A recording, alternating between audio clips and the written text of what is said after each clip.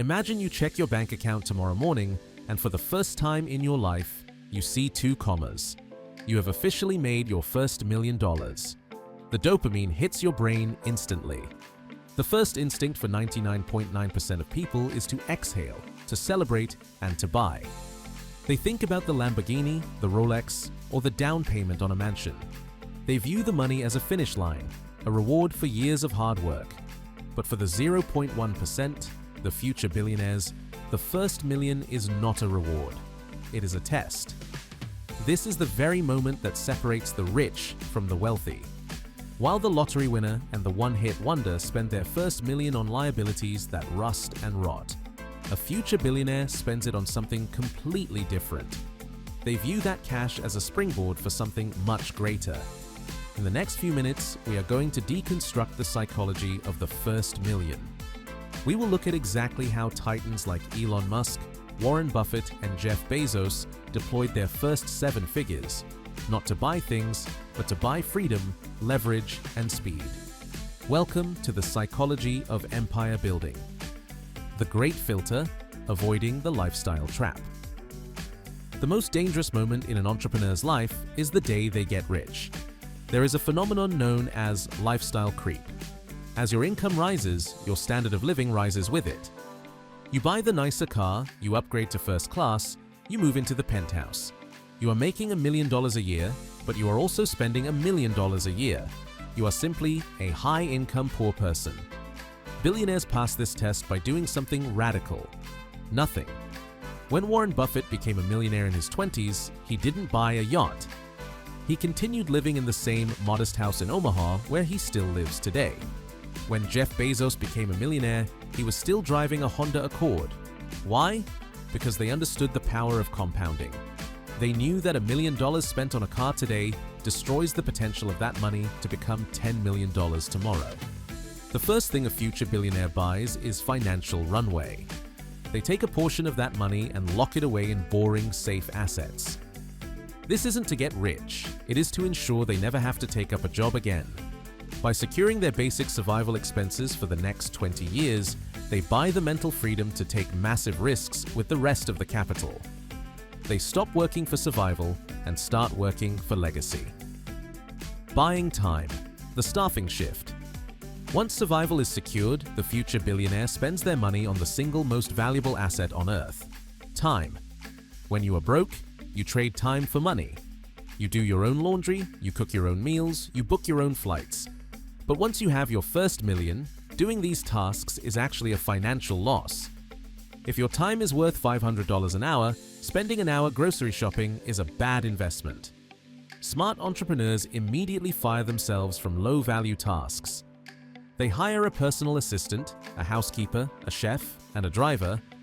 To the outside world, this looks like laziness or arrogance, but in reality, it is extreme efficiency.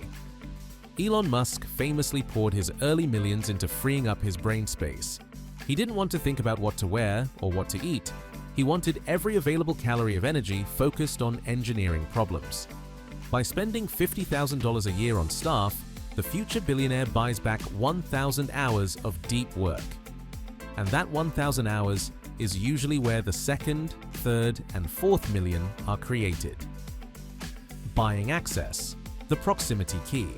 The third investment is one that rarely appears on a balance sheet, but it offers the highest return on investment: access. There is an old saying, if you are the smartest person in the room, you are in the wrong room. The problem is, getting into the right room costs money. Future billionaires use their first million to pay for proximity to people who are playing the game at a higher level. This might mean moving to an expensive city. For tech founders, it meant moving to San Francisco despite the rent, because one conversation in a coffee shop there was worth more than a decade of networking in a small town. It might mean joining exclusive masterminds, private members clubs, or charity boards. They are not paying for the coffee or the club membership. They are paying to normalize success. When you surround yourself with billionaires, making $1 million no longer feels like a miracle, it feels like the baseline. This psychological shift is essential. You cannot build $1 billion empire if you are still taking advice from friends who are scared to ask for a raise. The first million buys you a new peer group, and that peer group pulls you up to their level. Doubling down, the all-in bet. This next habit is the most terrifying for the average person, and it is the main reason why most people stay just millionaires. It is the willingness to go all in. Most people treat their first million as a nest egg to protect. They become defensive. They put it in bonds and try not to lose it. But the billionaire psychology is offensive. They view that first million as a chip to be pushed back into the center of the table. Look at Elon Musk again. After selling his first company, Zip2, he made $22 million. Most people would retire. Musk took nearly all of it and poured it into X.com, which became PayPal. When PayPal sold, he made $180 million. Again, he didn't retire. He put $100 million into SpaceX, $70 million into Tesla, and $10 million into SolarCity. He famously had to borrow money for rent because he had literally invested his last dollar back into his companies. This is the double down. Future billionaires understand that they are their own best asset. They don't trust the stock market to give them 10% returns. They trust themselves to give them 10,000% returns. They use their first million to hire better engineers, build better products, and scale faster than the competition. They risk it all to win it all.